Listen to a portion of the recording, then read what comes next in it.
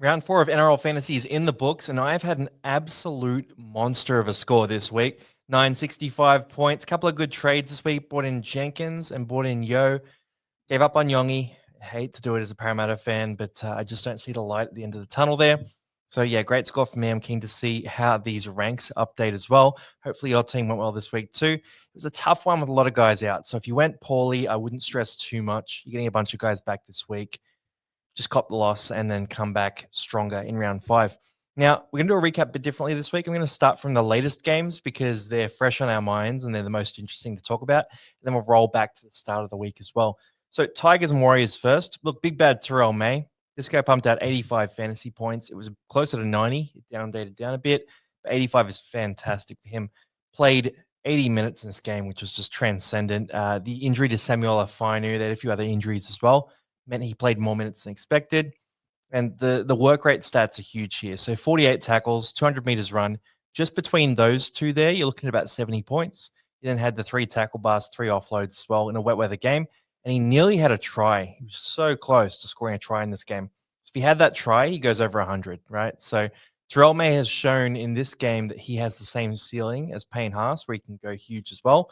Probably not quite that upper ceiling where Haas, I think, can go to 120, 130. I don't know if Terrell May has that in him as much as Haas does, but yeah, he's got that big ceiling as well as a captain option there. Phil Pole's there, big score for him. He played great in this game, scored a try. Seyfarth bounced back, really good score here, 60 points. All the talk about him being injured was definitely false. So he came out, he had a nice line break try assist there as well. That definitely boosted the score, but the base stats were really solid here too. Chanel Harris-Tavita keeps on scoring well. This dude's averaging 46.8, only owned by about 5% of teams, which is quite low.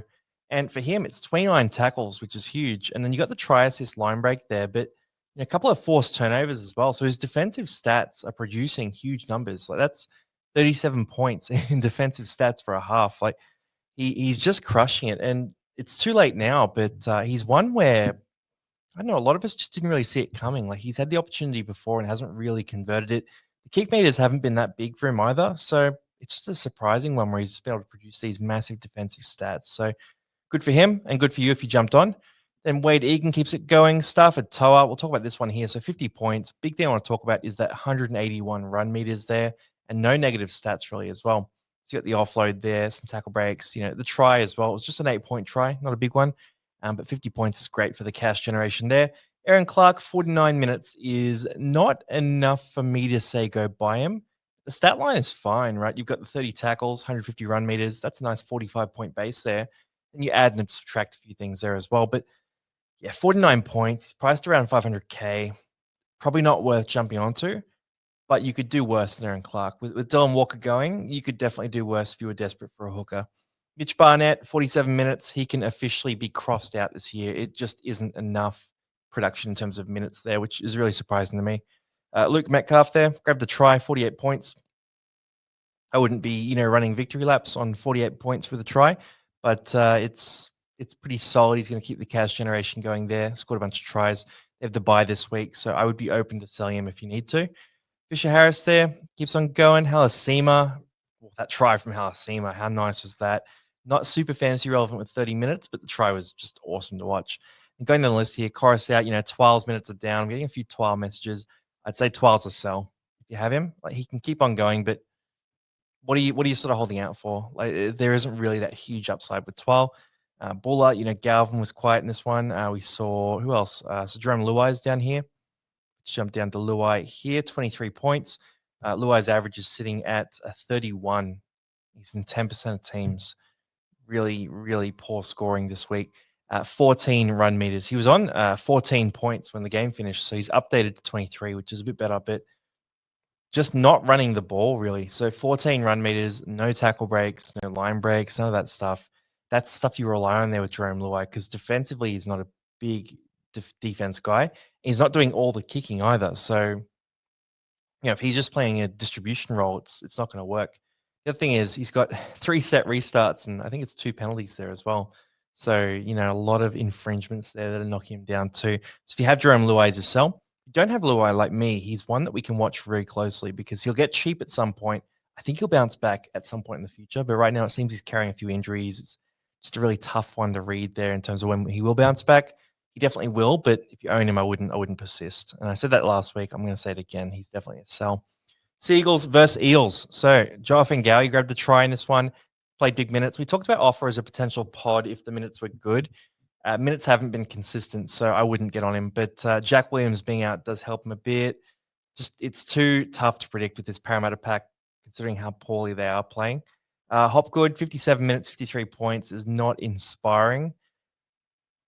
Again, people were running some victory laps on him last week with a big score, but it was low minutes last week as well. So there's minutes to write down. 53 run meters is not heaps there. He's playing decent footy. It's just Parramatta are really struggling, and the minutes are going in the wrong direction. Simkin, Trey Evans, Dylan Brown bounced back a little bit here. Hopewadi, Ola Kawatu, bit disappointing of a score. When you watch the game, Ola Kawatu looked like he could break through whenever he wanted to. He did make that one clean line break there. But it just didn't really come together for him in terms of a big fantasy score. And that defensive work rate for Olakawatu means his base is a bit lower than a lot of other guys, but he can have those big attacking games too. So if you have him, you probably stick with him, but he's not someone I'm going to be targeting really at any point this season. I just don't think he has that upper ceiling of fantasy production the same way as a Gus Crichton or a Jacob Preston do. And that's definitely been shown this week. Kautonga, sorry. So 35 tackles for him is really interesting. The 71 run meters, he was not running the ball much early, but he sort of picked that up. He had the offload tackle break there too. I thought he was all right. And look, his price is going to bump up into that sort of low 300s area because he's center eligible playing in the back row. He's still a buy this week. He's definitely still a buy this week. For mine, I was sort of watching him. I chose Jenkins over Kautonga. It didn't work out badly. Jenkins pumped out 50 plus, but that was based on two things. The first one was that I like Jenkins' price better. He was a bit cheaper there and allowed me to go straight to Yo. And the second one was that Kautonga was up against Manly, who potentially could have carved him up, and I was a bit worried about that. And if he got carved up and dropped or, whatever it was, that was my concern. Now, he looked reasonably solid. He had a few mistakes and that kind of thing, but as a Parramatta fan, not even fantasy perspective, I'd pick him 100%, and I'd be moving Lane out of the team and maybe putting Lane into the bench prop spot instead. And Kautonga would be the one who's earned his spot. Whereas Lane, I think, needs that prop role where he just gets his hand on the ball and doesn't have to sort of think too much. Like it feels like they're overcooking it on that edge, and I think he can be productive in that bench prop role. Whereas Kautonga is made for the edge, right? So I think he'll keep that spot. I think he's going to be a buy we look at this week 100%, and he's a guy I'm targeting this week definitely because 44 points in base in your center spot at 300K, even 320K, whatever it is there, I'm good with that. That's absolutely awesome to have in your team. Waddell grabbed a try. Ruben Garrick, bit of a quiet game for him. Got his goal kicks in, had his 150 run meters, so the base was strong this week, but the attacking stats weren't really there. Lomax, same really solid base there too. And going through, Brooks, Bullymore, Troy Vetch, look, we'll talk about Tom in a sec as well. Dan Kerr played some more minutes here. Hawkins a bit quiet. Saab, hopefully he's not in too many teams. If you have Saab, I'd probably sell Saab. Then, Kohler had a better game, but Kohler's not involved enough. Sean Lane saved his score with a try, but again, not someone I'm really targeting.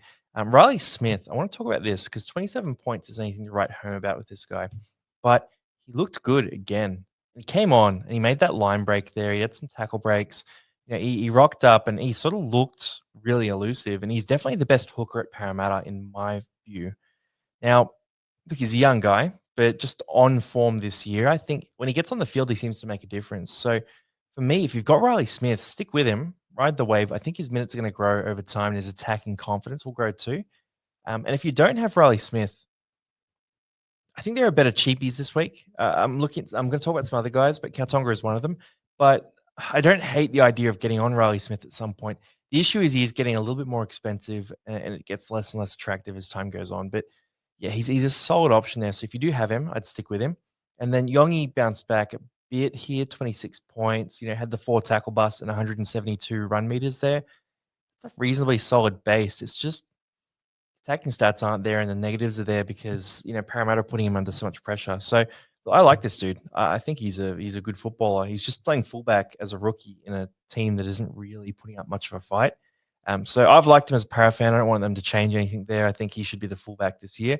But it's hard to stick with him with how poorly Parramatta are playing. The attacking stats are hard to come by. They got some tough matchups. So I'd be okay with you selling him at this stage if you were keen to sell him. But at the same time, I think he will bounce back at some point. Maybe if Moses is named this week, you might stick with him. Moses is due back pretty soon, probably more like 2 to 3 weeks. But yeah, look, Yongi, it's a tough one. I sold this week just because it allowed me to go to Isaiah Yo, and it means I replaced him with Jenkins, who outscored him by about 30 points as well. So I felt all right about it. Penasini, quiet one here. Tavanga's just not been scoring fantasy points at all at Manly, which is very strange to me. Geimer there, quiet. Russell. And then Tommy Turbo played 40 minutes in this game. Had the try assist, but really didn't have much else. For Tommy Turbo, it's just a case of, I don't know, it's the MCL strain. Like, he's probably going to be out for, 4-6 weeks, you'd think, with something like that. Didn't look good. Both knees are strapped up at one point. I think you got to sell Tommy Turbo. It opens up the question of, do you go up to Jaden Campbell? Do you go up to Ponga maybe? Or do you go down to like Reece Walsh? Or do you go down to a dead set cheapie and use the money elsewhere? So heaps of options this week for you is the good news. But the bad news is Tommy Turbo looks to be carrying an injury and will be out for a while. Now, doggies and sharks. I talked a few of you out of selling Preston this week, and you are welcome. You are welcome is my official line on that. 77 points. He absolutely crushed it in a tough game against the Sharks where the doggies got an upset, which was just unbelievable. Preston is that guy. He's absolutely that guy. He's been putting up great base stats so far. I've been a bit jealous of owners of him so far because he's been putting up numbers where I'm just thinking, you know what, he'll break out at some point. And he broke out this week. And I'm tempted. I'm really tempted to go to Jacob Preston. I reckon I could maybe make something work here in a trade and go get Jacob Preston. It'd be tricky to do, but he's an absolute weapon. I'm a big fan of him. So in this game, a couple of line breaks there, had the try assist. Look, the attacking stats were there, but he's a guy who can produce attacking stats. And in terms of base here, it's 31 tackles and 115 run meters. That's about 42 points. No negatives. You add offloads, you add tackle breaks as well. It's just a great all-round game for Preston, and he's capable of doing this all the time as well. So, yeah, with Presto, if you've got him, enjoy him. If you don't have him, I actually think he's still a viable target right now. Like, he's a guy who should be a really solid keeper option.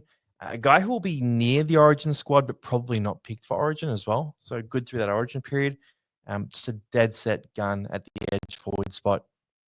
McInnes played 75 minutes in this game, which was very surprising to me. Now, if he keeps playing 75 minutes, then we have to have a conversation about McInnes. But there's nothing to indicate to me that he will do that. When he did do that, it meant 60 tackles and 115 run meters. So you're looking at just pure base there. That's 71 points. That's crazy. Got a few tackle busts, a few offloads as well. So bumped up to about 75. But yeah, I just can't see him playing 75 minutes most weeks. Like, if he does it again next week, then maybe. I mean, I'll look into it, but I just can't see him playing that role. If he does play that role, then he's one of the best players in fantasy, and we'll have to go get him. Like, that's as simple as it is. McInnes is someone who should be on our radar right now, but he wasn't at the start of the year because 75 minutes isn't part of his forecast for this year. Noah Blake played 70 minutes as well, so back to those Warriors numbers. Again, pure base here with, a bunch of tackle breaks there as well, but that's 67 points, no negatives. That's the good stuff that you want. And through the middle, the Dogs are a bit undersized, so it makes sense that Fanua Blake would have played well, but couldn't convert it to points for the Sharks. So the strategy didn't work for them in terms of winning, which makes me think they might not stick with it. Max King here, 47 minutes, not enough. Zeri, Hines is there. Hines sort of had one of those more floor games. 42 run meters is very concerning if you're a Nico Hines owner. Like, 42 is, if he's not going to be the dominant kicker in the team and also not going to eclipse 50 meters in a game, just that floor is quite low. And look, he's still a bit of a fantasy weapon. So he pumped out 48 points, but just not someone you can trust, really. Josh Curran, Wilton's here. Sexton pumped out 717 kick meters. So he's a kick meter merchant, this bloke. Look, 46 points. He's playing good footy in real life too. So steering the team around well. He's not relevant for fantasy at this point. Like, he had to buy a couple of weeks ago. Right now, it's too late. Burton will be back in about round 7. So no go there. And Brayley, again, back to earth. Some more normal scores here. 5 missed tackles is pretty rough. Man, Kale Iro, a bit back to earth here too. You got the 40 points there, less minutes as well. He was flying before that too. So, yeah, if you've got KLR, you just got to wait for that news to come out and sort of confirm. And he might be someone worth sticking with, but he's so expensive that you could go straight from him to Jacob Preston or something different as well, and wouldn't dent your bank account there. Then we'll go through Hayward, Salmon, Ray, yeah. So Nakora, this is good. This is really good. Nakora having some low scores early. We love to see this. And you know what this means? This means we'll get a cheap Nakora later in the year. We want a cheap Nakora later in the year. That's what we want because he goes through hot and cold spells, and he's in a bit of a cold stretch right now. He'll get hot again later. Like if he can get down to sort of 550K, 580K, something like that, that would be ideal because it means he's a great buy option at that point. Then he gets hot again when Cronulla do too. And they don't miss too many guys for Origin as well. So they'll be good through that period. Reed Marnie, again, another one getting cold, getting ice cold here. And he normally starts the year a bit hot and cools off, but he started cold. Maybe he bounces back, maybe he doesn't. 6 missed tackles is definitely not a win there, and some penalties too. But 33 points, he's getting cheaper and cheaper. Keep an eye on him as well for a bounce back. Then rolling down the list here, Toby Rudolph came back. He played really good in real life. I thought he made a real impact. Only 28 minutes, so not enough for fantasy. But in real life, he was fantastic in that bench role. So I thought yeah, he'd keep that role. I thought he was really good. Then Mulatalo, more quiet. So people were looking at him as a buy. Hopefully he didn't do it. He has those quiet games in him too. Trindle, 24 points here. Had a bunch of kick meters, which made up for half of his points there. Just didn't have the attacking stats. It's going to happen. This Cronulla team, right? They've got two halves who are both pretty dominant. They need to score points for these guys to produce fantasy points. And for Trindle, the floor is lower than Nico Hines because I guess the work rate's a bit lower there. Then going to Panua, he's going to be out for a week or two. Blake Wilson was really quiet. Kennedy back to earth. So I'm hoping you guys didn't buy Kennedy if you guys are looking at that as a cheap option. Definitely a blip on the radar to start the year. This is more where he's going to be in terms of fantasy. Good player in real life, just not a fantasy producer. Jack Todd, PPM 14 and 16. Look, Todd got big minutes in one of the trial games, and he was awesome. So he's on my radar 100%. This stat line here in 16 minutes is pretty good as well. So 60 meters and 9 tackles with no negatives at all. I'm cool with that. And then rolling down, Talakai might be out here, -3 in 3 minutes. It's not a good fantasy score. Might miss some time. He's just getting cheap. And at some point, if he gets into the team full time, we ever think about it. For the Cowboys and the Raiders, so rolling back into the Saturday 5:30 game. So we start from the back. We're moving towards the front of the round. Clifford killed it. 2 tries in this game, had a try assist there as well. A bunch of keep meters there too. 72 fantasy points, just massive from him. He's not someone I really trust to produce at the level that's going to be required to make value because he's already priced. Well, he's 540. He'll go up to 570 or whatever it is there after this week. At that price, you're sort of competing with some really good options there. I don't think Clifford's going to be that guy. You could take a gamble on it. It's just I don't know. I don't really back the Cowboys home. Like they got it done against the Raiders, but just generally, he'd need to be like a 50 average for you to justify that. Scotty Drinkwater had a better game, which is disappointing for us because I love Scott Drinkwater and having him in my team, but I don't want to pay full price. This bumps him back up towards full price. Now we wanted him to get cheaper. That was the goal here. So that's a disappointing one for us, but look good for him to see him back in form. Tarpanay grabbed a try, 60 points here. Then Bateman had a bounce back game. Only 4 missed tackles in this one compared to a bit of a higher count in recent weeks. Looked better with the ball in hand. That was the big difference there. So he made that line break. Just generally, he looked like he was sort of brushing past tacklers a bit more. Could be a bounce back for Bateman. It's just, do you trust it? Like, I'd need to see it for a few weeks in a row, but he definitely looked a lot better in this game.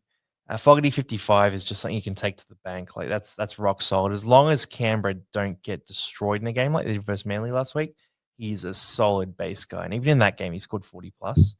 The 9 run meters is very low, but Fogarty's a professional. Cotter back to normal as well, 54 points. Could be an option you'll look at some point. He's pretty cheap. Robson's in here too. 51. He bounced back a bit as well, but just not someone I'm that interested in. We go through to Tamale, who saved his score. And we were talking to live threads actually during this game. So over on the Discord, there's a link in the description, by the way, if you want that. So 10,000 plus messages again this weekend. So Discord goes crazy. But Tamale was on, I think it was 7 points at halftime. And I called it, said 40 plus at full time, like guaranteed he's going to get it done. He went and got it done. I'm stoked about it. 50 points is awesome. You love it when one of those calls comes off. But yeah, a couple of line breaks here, 8 tackle breaks, 165 run meters. The concern for Tamale isn't a data one or anything to do with him in particular. The concern is he's playing outside of Ethan Strange, who it was very obvious in that game that Strange is really trying to make a mark with his running game. Now, it didn't work in that game. I sort of felt like he was stifling that left edge a little bit, and I thought he should have gone outside to Sebastian Chris and Saverio Tamale a bit more often because those guys were looking a bit more threatening. And every time Tamale got the ball, he did look really threatening, but I felt like Strange was really just trying to play that show and go, repeatedly. And that's definitely a big part of his game. It's a good thing to do, but I think he's got to mix that in with feeding the outside men as well because they were just jamming in on Strange. And at times he was leaving some, half opportunities on the outside of him going begging. So hopefully they look at that in film and Tamale gets more ball from Strange next week. But we're going to be watching that very closely because it does affect Tamale's consistency. Like it means that he can have a half a footy where he scores 7 points because he's just not getting the ball that he needs to produce fantasy points for us. Corey Horsburgh, 60 minutes was good, but the 48 points is kind of mediocre. Just didn't really make the biggest impact there. So 129 run meters, had 3 penalties, 2 errors, the missed tackle. That's a total of minus 12 in demerits there. And you got, 32 tackles is absolutely fine here. The three offloads look good. He had some offloads early, kind of put it away a bit. So look, I'm going to ride the Corey Horsburgh train, but I'm starting to think about it. I think he's kind of limited in terms of his ceiling, just with the quality of players they have in that team, and the players will be coming back as well. So Smithy's back next week. Hoss can be back in a couple of weeks' time as well. It just gets a bit messy for them there with minutes, and if he cops a squeeze, he becomes sort of a 50 to 55 average guy. That's where, he's sort of starting to reach that price where we might consider selling him, but no rush for that. Give it a couple more weeks. Just keep it on your radar. Hudson Young, solid score here. Dearden bounced back, so Dearden was getting really cheap. So maybe you get a bit cheaper than this, but probably not of interest to me at this price. But if you got down to about 400, I would have definitely been looking at him. Xavier Savage, May Nicholson. So with Nicholson, he had a nice base stat game here. So 38 tackles, 100 run meters there. And a few missed tackles and that sort of thing as well, but played 80 minutes, which is a really good thing. 42 points is fine. We sort of talked about it when he was popping up as a buy a couple of weeks ago. He's a 40-ish guy with the upside of attacking stats. Now, he nearly scored a couple of times in that game. Like he had a couple of nice runs where he went very close, didn't grab the try. So that's his base game, right? He's going to score that 40-ish. It's been a bit higher the last couple of weeks, but that 40-ish in base and then the attacking stats on top. You're just basically praying for him to grab a try before Hoskin comes back. That's the big thing that'll launch his cash generation. But regardless, 42 is absolutely fine. You stick with him there. Tommy Starling, we talked about this a bit too, but down to 56 minutes. The minutes are declining a bit. I feel like they're not as comfortable playing him at lock as they were in the early rounds because he's been run over a couple of times for tries. And I think they're trying to lock up the defense a bit. So I think Starling, this is probably more of a fair reflection of what he's going to be going forward. Still solid. In 56 minutes, he can still average 40, 43, maybe, something like that. But he's not the savior at hooker that he was looking like in the first couple of rounds. So keep that in mind. Also keep in mind that Owen Paddy is the future of the club. So he may grow into more minutes as the year goes on too. So a few things to look at there. But as a Starling owner, you're probably going to stick with him for a bit of time here. But he's not someone that should be in your long-term plans. So you should be thinking, all right, at some point I'm going to get rid of Starling. When would that be? So just keep that in mind. Then Talangi, we got Jackson Purdue. And how good was it seeing Purdue confident, involved, like really cool, even outside of fantasy, just as a supporter of footy. Like, it was really cool to see him because he got dominated in those first couple of rounds, but he looked on top. He was busting. I was going to say he was busting tackles. He has 0 tackle busts in the stat sheet. I felt like he was sort of evading guys and he was carrying guys with him. Like he was, creating a bit there in attack. He had the line break there as well. 217 meters run. I swear he had some tackle busts, but maybe I'm just remembering incorrectly. I thought he was really good in this game. He looked really solid. He looked like he belonged in grade as well. So that was awesome. 36 points without any tries or anything like that. Like that's fine. He's keeping the cash rolling. I don't really fully trust him in the next couple of matchups because they got Penrith this week who aren't what they used to be, but they get Cleary back. Like, I think they'll be solid this week. I'm a bit worried about Purdue in that matchup, so I probably won't start him. I won't put him in my 17. I might loophole him. But it's good that he's making cash. That's the big thing. Like, he's plus 30K so far. He'll go up a bunch this week as well, so we can keep rolling that with that. And then Tomoko, yeah, good game for him. I guess we could talk about Nanai. He's getting cheaper and cheaper. Still not playing the 80 minutes coming off the bench there. KO Weeks getting really cheap, but not playing great footy. Better base stats in this one. So 141 run meters with the 5 tackle bus. Keep him on your radar, but don't rush to jump on that one. Ethan Strange, he's going to get down below 400K. Kind of interesting. Vaguely interesting. I probably want him sort of 350. If he gets down to about 350, I'll think about it with Ethan Strange. The concern is there's just no kick meters, so he kind of needs to start producing some attacking stats. And he has good players around him there. He's playing okay. He's had some very quiet games, averaging 22 so far. But Strange is one who should be on your radar 100%. Tamalolo definitely shouldn't, sort of on the back end of his career. Derby, McLean. I do love a bit of Tamalolo, though. He had some good moments in this game. Kai O'Donnell, sort of, he's fading out now that Nana is coming back in. And then, Trey Mooney is one who was a bit of a flash in the pan last week. 19 minutes this week is definitely not enough. Owen Paddy, a bit more of a normal scoring profile here. Had an absolutely massive boot on him in that game. 57 kick meters is pretty cool. If he can rack up some kick meters as well, he's going to be a really interesting option when he does finally get into grade and get that real role. And then, Vilea, Cohen House, probably not in many teams. Violated would be getting cheap, wouldn't he? Oh, no, he's bumped up a bit. Okay, yeah. Yeah, again, not of interest there with those guys. So we go to Dragons and the Storm, and this is a big upset. And I'm doing a lap on this one. I tipped the Dragons this week. I just thought that the Dragons left edge would beat the Storm right edge, particularly in attack. I thought Val Holmes, I thought Tupolatu would grab one as well. Holmes scored that easy try, but I just sort of thought they win there in attack, and then wet weather footy, like, it just becomes a forward battle. Missing Jerome Hughes is a big loss for the Storm, and Dragons got it done. In terms of them, we'll talk about Harry Grant here first. This doesn't feel like the victory lap that it should feel like. So 57 points there. I've stuck with him in my team. It was better. It was better. Look, 49 tackles is heaps, right? So that's a lot for Harry Grant. But then you go into the stats here, a few kick meters here, 62 run meters. There's some good runs in there too. So we had a couple of scoots from dummy half close to the line, which is, I don't mind if he scores them or not. I actually don't really care that much in terms of my decision making. If he's having a crack close to the line, that's all I want to see. Because every time he does that, it's just a data play, right? So let's say he scores on 10% of those scoots close to the line. He has 3 of them a game. He scores every third game or so, right?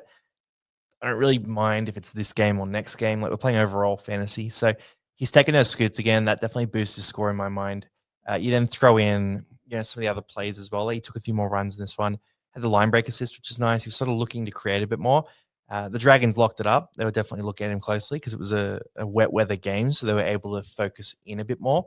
But I think as teams start to focus out a bit more in those drier games, I'm hoping he can keep that intent, because the holes will open up 100%. So with Harry Grant, I'm going to stick with him basically this whole year, I reckon.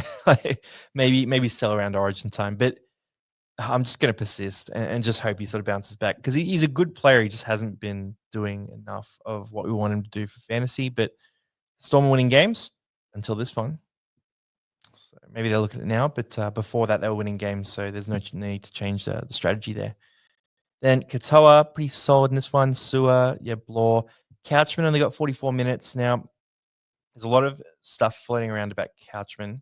The stats were good, by the way. Look, pure PPM, 48 points in 44 minutes. A lot of misinformation floating around about Couchman, though. Personally, my perspective on this is he came off the field. So he came on around 20 minutes in. He looked like he was going to play 60 minutes off the bench, which is absolutely fine if you have Couchman.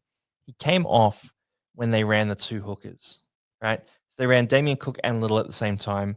Little broke the game open and won it for them too. So the strategy worked in real life. So there's no, bad coaching like that. It's good coaching, but it meant that he got a rest. He got back on right at the end. So the more they run 2 hookers, the worse for Toby Couchman, because he plays that mobile, smaller middle forward role. Not small, but more agile middle forward. Like, he's not a big lumbering Dave Clemmer or Emre Gula or one of these guys. So he plays that role, and the hooker that plays lock takes that role as well. And Jack DeBellin plays that role too. Like, they're kind of that role where the Dragons are playing that strategy this year. But for Couchman, if they play double hooker, that's where he's going to get screwed out of minutes. So if He comes off the bench and they're running double hooker. Expect to see more games replays sort of in the mid 40s for minutes. But if he gets back into the starting team, which is definitely possible with the fact that Emre Gula is out for 3 weeks suspended now, then he's fine. So just keep an eye on that. I wouldn't be selling him anyway, but if they keep running double hooker, then he has an expiry on him 100%. And you just got to keep that in mind and try to get ahead of that later on, probably when Gula comes back. So you keep an eye on that there. And then Dylan Egan, I want to talk about this guy as well because he was good. And he's a bloody nugget. Like he's just an absolute machine of a ball runner. Like I love the look of him. And he's a guy they've rushed through the grades. So he moved up to New South Wales Cup. I believe it was last year. He was elevated. Played a ton. Came third in New South Wales Cup for tackle count total. So absolute machine of a defender. Then elevated to the top 30 and brought in for this game. Came off the bench and played big minutes here. A couple of things played into that. But the big thing I think was just he was playing good footy, right? He was playing good footy and they just thought, you know what, we'll keep him going then. Keep him going until the wheels fall off, basically. And they did not fall off. So stat profile here, 49 minutes, 46 points. Great PPM. 34 tackles. That tracks with what we were talking about with him being a tackle machine. You got the 4 tackle breaks, 58 run meters. You have a forced error defensively as well. And Flanagan loves that from his forwards. So that's gold. And then you go, 2 missed tackles. I'm not super worried about it. So for him, Dylan Egan, he's going to bump up in price a bit. So that mid 200s area, that's a great price, right? He's just come out and done this from 230K. He is so viable as an option. Now, I don't know if he's going to get dual position because he's only edge eligible, but most of us need edge more than we need middle anyway. So as edge cover, not a bad option too. And Egan at this stage, with the fact that we're going to see Hamish Stewart potentially, not confirmed, potentially out for 3 to 6 weeks with a fracture in the face, and Emre Gula out for 3 weeks suspended. We might see both those guys out. So the middle forward rotation becomes a bit softer. Dylan Egan becomes more attractive. The concern is there's a few guys like Hame Sele is close to returning, Tom Eisenhuth, these sorts of guys. But I think Dylan Egan's production, I don't want to miss it. I just think even if he gets sort of 30 to 40 minutes every now and then as well, he's going to produce, 30 points. And he's at base price. Like he has so much upside. If he just bursts into the team and he earns a spot and plays 50 minutes a week, which would be crazy. He's not going to play that. If he played 40 minutes a week, he just becomes this awesome cash cow where he bounces up in minutes every now and then as well. I'm a big fan of Egan. But again, he does suffer from the double hooker sort of at the same time thing too. Because first couple of rounds, they were running Cook or Little, and they've started running both. So, yeah, Egan's a guy who I'm definitely targeting this week. I might end up buying Kautonga and Egan, just going 2 cheapies. I think they're both fantastic options. Then going through to Cook, Little, not super interested. Val Holmes, Gartho, Pappenhausen was, it's fine. Like 40 points, it's okay. Didn't goal kick in this one. There wasn't much goal kicking to do anyway, so it wasn't a big deal. Had the try line break there, had the couple of tackle busts there, 140 meters run. It's fine. He's a low base attacking stat guy in a game that was very wet weather where they didn't have many attacking stats, and he got his attacking stats. So I think you live with that and you go with next week and hope he takes the goal kicking if you own him. And if you don't own him, I'm probably not buying him because of all these injury clouds that keep popping up. Down the list here, Cam Munster's one to talk about as well. He's one I've kept the faith in. So look, if I'm going to brag about my wins, I got to, show you guys my losses as well. Now, Cam Munster was one who, I don't know, I just look at him and I go, all right, he's averaging 40 points. He's had some try assists this year. My belief is that Cam Munster will have a line break at some point this year. And, you go from that 40 average to, 50, or whatever it is there with a couple of those big attacking plays. So I'm going to stick with him. The game here, 6 missed tackles is not ideal. 28 tackles there. He was sort of going for contact quite a bit. 87 run meters, not a lot of kicking. A couple of offloads there. I think the heat will be on him, right? So this week they have no Jerome Hughes again.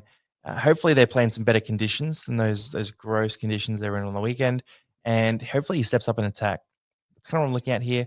I think Munster will bounce back. I'm going to stick with him, but if you have him and you can do a good trade to sell him, I'm not against you doing it. I just think he has this ceiling we haven't seen this year that will come back. So I'll stick with him, but I'm open to you doing whatever you want to do there. Then Wishart is, 37 points. If you bought him, you'd be pretty disappointed in that. Tokomanu, 34 minutes. What's going on here? We said he would get, ushered in with less minutes at the start and grow into it. It's been really low minutes. So I've been quite surprised by how low it's been. I thought it'd be more like that 40-ish most weeks. So yeah, he's going to get cheap, and at some point we'll be buying a Tokomanu. He's definitely on our list there. Luciano, Gula, Clemmer played 25 minutes here. Howarth just didn't have the attacking stats. That's all it is there. 26 points is okay for a base for a center. Hamish Stewart might be out for 3 to 6 weeks. Could use him as a loopholer potentially, but it's a tough one for you. You'll have to look at your own team and sort of think about it. If you can make a good trade for him, then definitely do it. Tuipulotu back to earth there with a 20-point game. It's good to see. I like seeing that kind of thing because you have a preconceived hypothesis about players, and then it doesn't come true, and you feel like, oh, maybe I know nothing, but then it bounces back to what you expect, and you go, thank God. Thank God I finally was right about it. Okay, Dolphins, and by the way, I will say on that one, that left edge for the Dragons has been more lethal than I expected. So Val Holmes has really turned that around for that left edge. It's absolutely lethal. So Tuipulotu wasn't a bad option. It's just he's been meteoric for the first few weeks, and he's back to a bit more of normality. Similar to Jesse Arthurs in this next game. So Dolphins and the Broncos up next. Payne Haas pumped out a big one, 67 in 67 minutes. Look, not Payne Haas big. It's his worst game of the year so far. But 41 tackles, 5 tackle breaks here, 1 offload, 153 run meters. The big thing here is it's really straightforward. It was a wet weather game. It was absolutely pouring with rain. If he had his 5.5 offloads a game, I don't know, let's add on, like, let's say 16 points. Then you jump up to 83. And that's exactly his average with base stats, right? So I'm not concerned at all. I think what this shows is that Payne Haas definitely is impacted by the weather conditions of games he's playing in that those offloads be put away in a wet weather game. I think it's the same for Terrell May too. So if you're tossing up between the two of them as your captain in a given week, I'd look at the weather.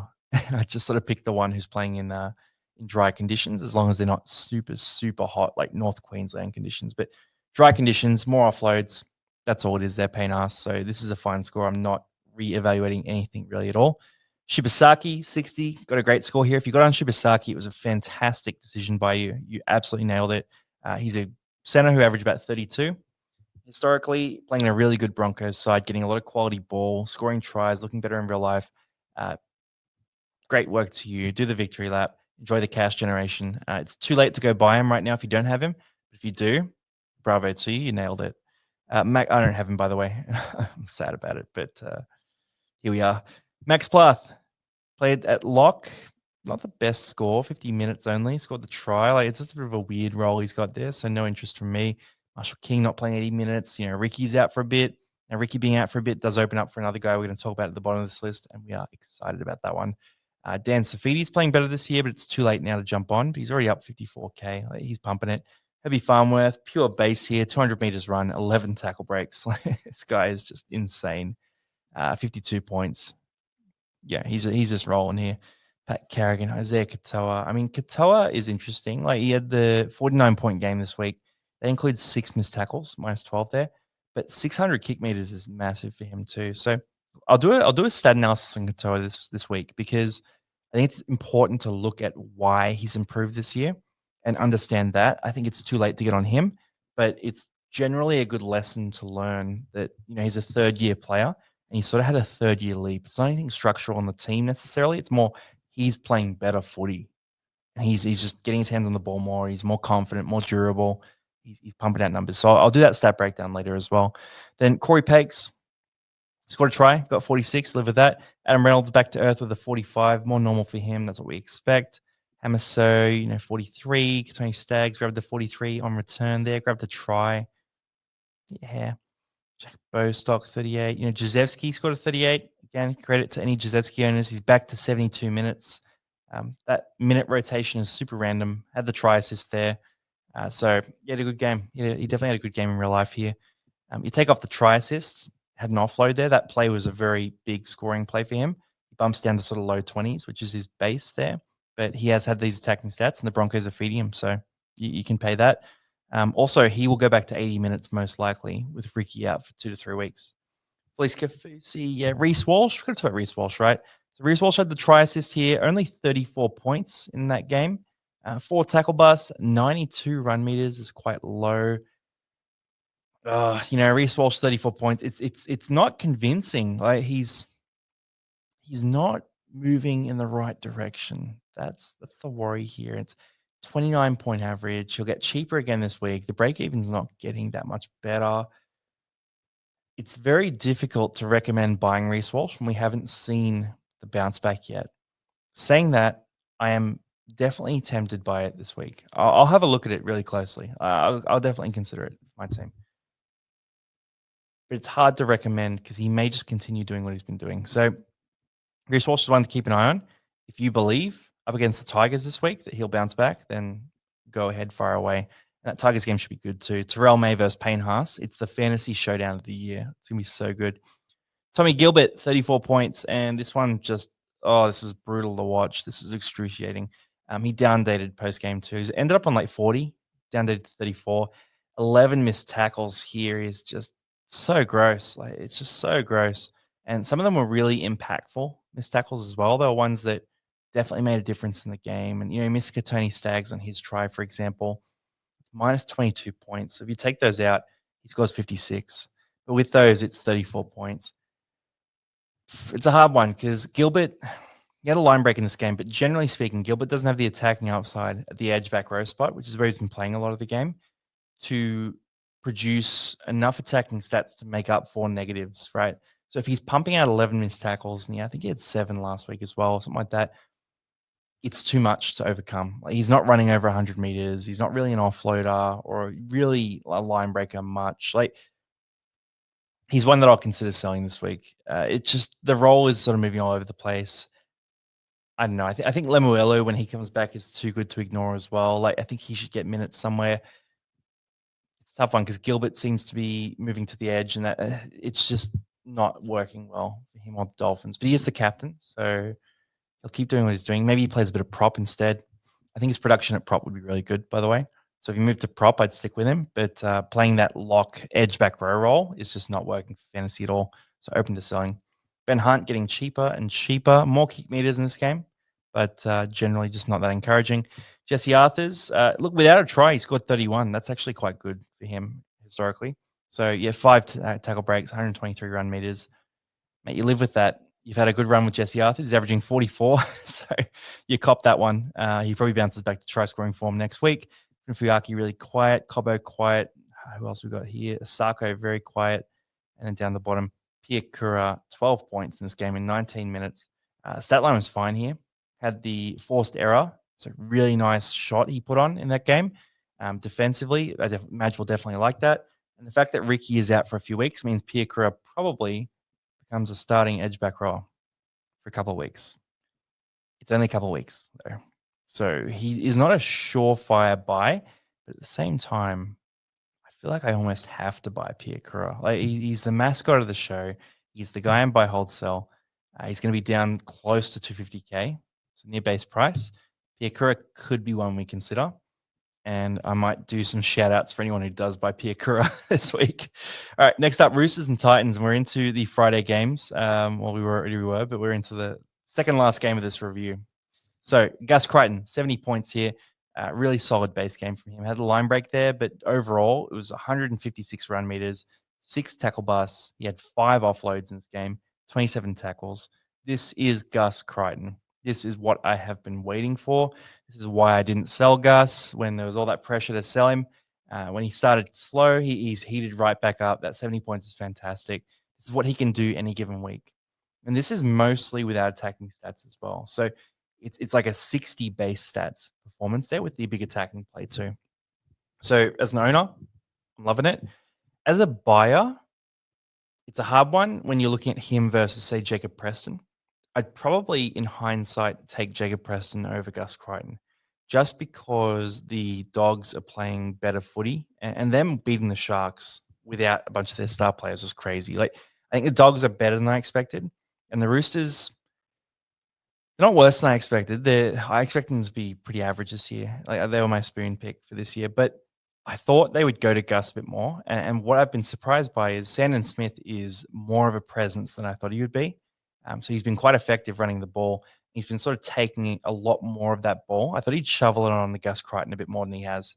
So Sandon Smith playing better than I expected. That's definitely a big part of this. And that means that Gus Crichton's probably not getting as much easy ball as I was expecting. But he's still going well. Probably not someone I would target to buy with the fact that he'll play Origin, the Roosters buy schedule, all that sort of stuff. But yeah, definitely a beast. And if you have him, stick with him. Jaden Campbell bounce back. We'll bounce back a couple of weeks here. I guess the first game wasn't that bad either. 64 points, included a full field intercept try. Got to caveat that, and that's an 18-point play. So you take that out, it becomes 54, 46. 46 is his base. You add some attacking stats. Like, I'm cool with that. That's absolutely fine. If his base is sort of in the 40s there and he has attacking plays, which he does all the time, that's cool. That's elite as a wing fullback, and that's fine as a half as well. So ride that wave. Enjoy the Jaden Campbell. 177 run meters is pretty massive with that full fielder, and 523 kick meters is awesome as well. So yeah, ride the wave. No tackle breaks in this game. No offloads. You'll have those in future weeks. Fahu White just keeps on turning up. Had only 50 minutes in this game, but scored 63, which is not his regular PPM. Bunch of tackles here, so 36 tackles, 164 run meters. If you've got White, you've just absolutely crushed it here because he's made 100K already. It's going to go up even more after this lockout too. The injuries sort of keep breaking for him as well. So the Roosters keep losing guys and White just sort of keeps benefiting. There's definitely a bit of luck in it, but also White has just been a really good player. So even without all that, I think he would have been productive for you in fantasy anyway. So great pickup if you jumped on White. I'm devastated that I didn't. I moved from White to Munster very late in the preseason. I sort of freed up some cash to do it. And it's just been a terrible, terrible comparison. Burned me to watch White every week because I do rate him and I took him in a few draft leagues, but unfortunately not in my classic team. Docker Clay had that 1 week in. 55 tackles is great. 60 points. He's pumping. But you know what? It's too late. Don't get on Docker Clay. Suo Wong, interesting option. So Biz jumped on Suo Wong this week. Look, 57 points here. Really solid base game. Played 66 minutes, which is fine for him. He can produce great points in that role. We also see that Radley might be out a week or two, so that will definitely help Suo Wong as well. Again, the injuries are breaking in the right direction for Suo Wong, and he would have been a great pickup in the 300s. We did talk about it a bit at that point, but I didn't have the guts to do it. And the Roosters keep copying injuries, and he keeps sort of securing more and more minutes. But at the same time, Nat Butcher is someone who is floating around and could steal minutes. Like, it's a bit too dicey to jump on Suo Wong after this week. He's going to be too expensive for the risk. Victor Radley might be out a week, so still scored 51. Bo Firma, 50 points, base stat game. That's fine at your center spot. James Tedesco started supernova in this game. He was on like 40 at halftime, ended up on 48. So a bit disappointing if you jumped on Teddy as a pod. Brimson, 47 points. And people are talking about this and sort of writing it off. And they're going, 47 points with 2 tries. It's not great, blah, blah, blah. It was a wet weather game, like very slippery night game. Like, wasn't the kind of game that suits Brimson. And he had a few plays that were nearly big plays as well. So I think if you have Brimson, you stick with him 100%. Like, this isn't a sellable game. This is just sort of the tip of the iceberg. Like, he's going to be an attacking stat guy. They're going to have some dry weather games where he just carves up. So Brimson's on my radar 100%. Like, I'm definitely looking at him. Maybe in the next couple of weeks, probably not this week, but if he floats down towards that 400K mark, awesome. Dave Fafita, if he starts, he's the guy as well, but he's not starting yet, so we'll save that for later. Noani Tuase, or Nwanga, as I've been told by a few friends in the DMs, is the best way to shorten his name. So it's Nwanga, if you guys want to shorten it as well. But yeah, 44 points here. Went off with an injury, had the try. Like, great game from him. Just the injury really sort of rattled it. I don't think it's going to be long term, but we'll know for sure by Teamless Tuesday. And Tino, quiet game, 42 points with a try, was pretty average. 8 missed tackles. Bit of a floor game for him, and he saved the day with the try. Rob Toyer, 38 points, so great from him. You take that every day. It's 38 points in base stats there. Absolutely love that. And down the list here, Townsend, Fodawaker, Tony Francis got a 23. It's okay. He just needs to score some tries. Sandon Smith, the 20 there. No, it's sort of the floor game, right? So 20 points. He runs his 100 meters. He had 5 errors. Trying to do a lot there. Had the try assist as well. Sandon Smith was very close to having some really big plays in this game. So he had that attempted offload where he sort of busted through the line there, and through that offload, it was a bit forward, just a bit forward. But that would have been an offload, try assist, line break assist. So that would have been like a 11-point play for him there instead of the -2. So 13-point turnaround. That would have taken him to 33. Like there's a few other players like that as well. So I love what Sandon Smith's doing. As a footy fan, I'm in awe of his positivity and aggression with the ball in hand. And yeah, he's making things happen. But he has a really low floor in fantasy. Like he could easily score 5 points any given week. So if you can put him in your loophole spot, he's definitely someone to loophole. I'll also note a funny stat. Jack Cole now has a higher average than Sandon Smith.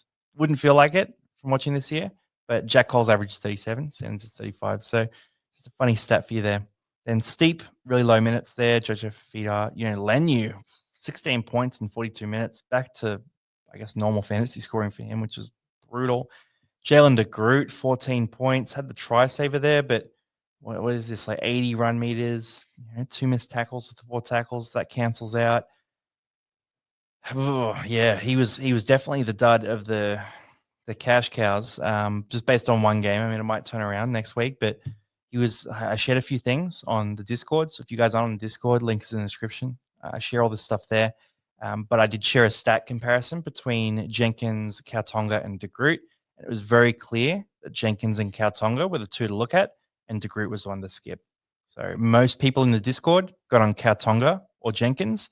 Very few in our Discord got on DeGroot. In fact, nearly no one. Whereas DeGroot was actually more popular outside in sort of the overall, trade percentages there. So, yeah, get into the Discord if you haven't, guys. Really good information going through there. Then Bunnies and the Panthers to finalize things. Kaloa Matangi, 2 tries, great game, but not a great fantasy score. 2 tries as a back rower, 71 points. You want more? Lindsay Smith pumping through work. Look, you could consider it. He came off the bench in this game. He's just pumping numbers, and I don't know. I don't know if I can do it. He's very expensive. He'll be sort of mid 600s. Like, it's a big price to play, but 56 average there. He could keep that going. If you want to do it, I wouldn't talk you out of it, but I might include him in the pods for this week and really do a deep dive on him. Jack Cole grabbed the try here, try assist there, 121 run meters, a bunch of tackles there as well, 4 tackle breaks and offload. Like there was a bunch of involvement for him. It was a really good game from Jack Cole. He looked good, made a few mistakes and that kind of thing, trying to do things. Like I don't hold that against a young playmaker at all. I think this was a really strong game for his career, and I think he will carry a bit of this back into playing next to Cleary. I hope. So I'm hoping he has a bit more of that confidence going back and can at least average, in the low 30s there next to Cleary and make some cash for us. But for him, this was an awesome game of footy. Liam Martin, not that interesting. Isaiah Yeo, really strong base game here. So 45 tackles, 2 tackle breaks, 1 offload, an error, and then 160 run meters. Like that's cool. That's awesome base from him. 65 points. As a Yo owner, I was very happy with it. Then, Humphreys with the 54.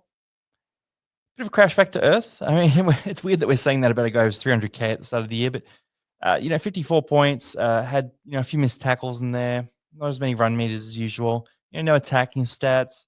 It's fine. Don't stress about it. Tommy Jenkins 53, and it's very different for him because he's 256K. But 21 tackles here, and 175 run meters, so big work rate with the ball in hand. 3 offloads, 3 tackle breaks. 53 points for a base price guy. I am stoked about Tom Jenkins. Like he was awesome in that game. Brian Turr's done a hamstring as well. So I don't know how long that's going to be. I haven't heard the results of scans yet, but usually a hamstring is at least a couple of weeks. So Jenkins is pretty guaranteed to keep his spot for a bit longer.